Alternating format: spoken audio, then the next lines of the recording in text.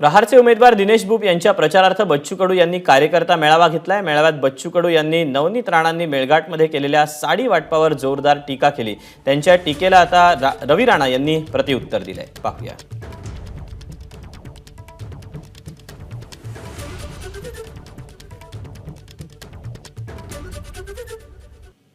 17.5 रुपयाची साडी देऊन त्या मेळघाटची बेइज्जती करून टाकली।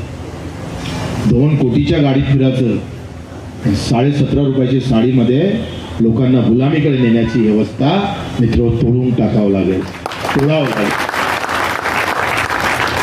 लाख बलिदान घ्यावं लागलं तरी चालेल। आमचं तर सगळं सुखात होतं, राजकुमारजी आम्ही सुखातच होतोय।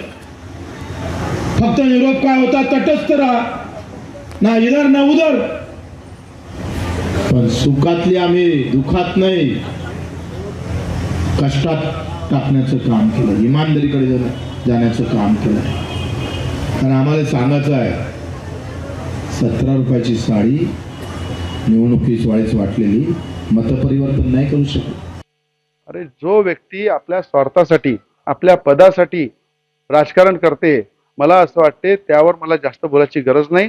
ते देशाचे खूप मोठे नेते झालेले आहेत, त्यांचे वक्तव्य म्हणजे असं वाटते की बा ते आपला जो अमेरिकेचा जो राष्ट्रपती होता डोनाल्ड, त्याच्या जागी त्यांना बसवलं पाहिजे।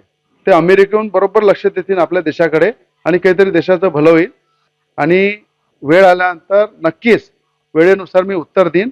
आता मला जनतेच्या सेवेमध्ये मी व्यस्त असतो, जनतेच्या कामामध्ये व्यस्त असतो, जनतेच्या न्यायासाठी लढतो आणि जनतेसाठी कुठल्याही स्तरावर मी जाण्यासाठी तयार असतो। एबीपी माझा, उघडा डोळे बघा नीट।